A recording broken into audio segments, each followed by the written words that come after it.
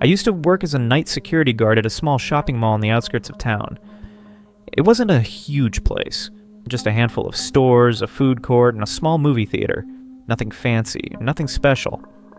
But after 10 p.m., it became completely deserted.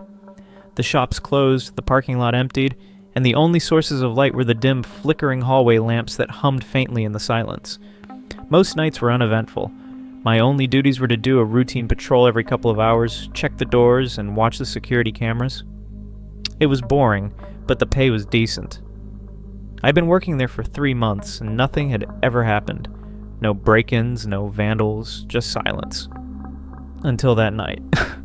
That night, my shift started like any other. I showed up at midnight, grabbed my coffee, and settled into the security office, a small, windowless room filled with glowing monitors displaying grainy, black and white footage of the mall.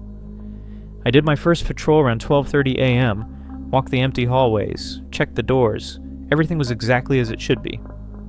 When I got back to the office, I flipped the shop through the camera feeds. All clear.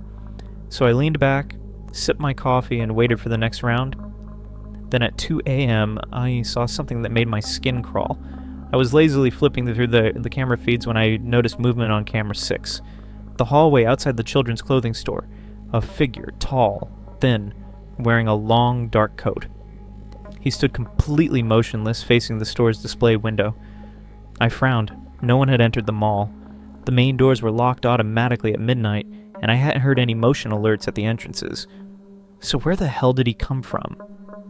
I leaned in, trying to make out his features, but the grainy camera feed made it impossible to see his face. Something about his posture seemed wrong. His arms hung stiffly at his sides, fingers slightly curled. His head was tilted downward, almost like he was staring at something just below the window. I switched to a different camera. Every other hallway was empty. I looked back at camera 6. He was gone. I didn't see him walk away. I didn't see him move at all.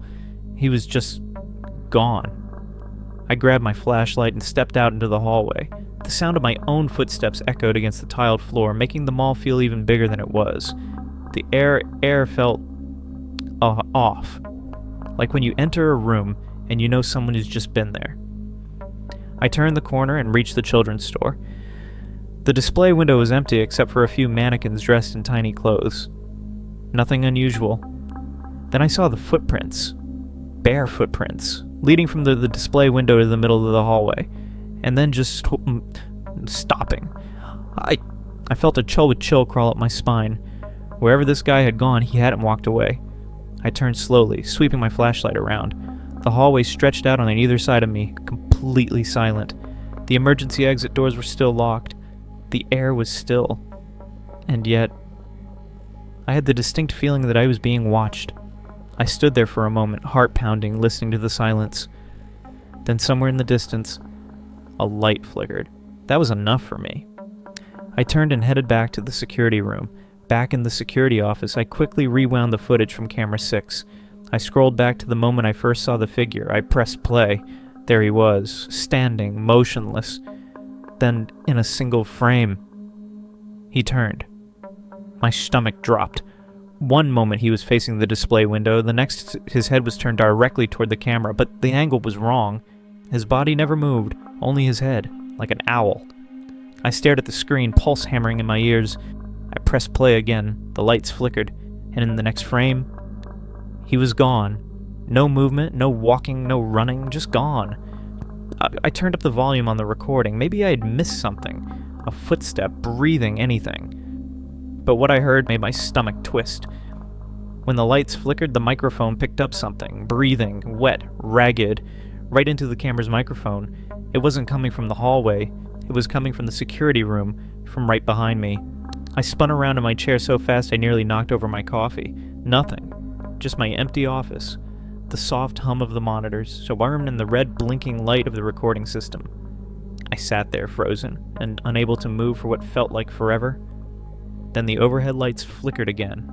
I left my coffee, my clipboard, everything, and walked straight out of that mall.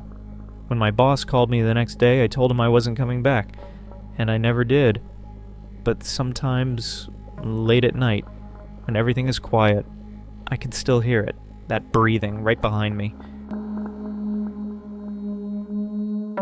If you want many more scary and interesting stories that have ever happened, then subscribe to the channel to always be aware of the release of new stories. And don't forget to like the video and write your opinion about the video below.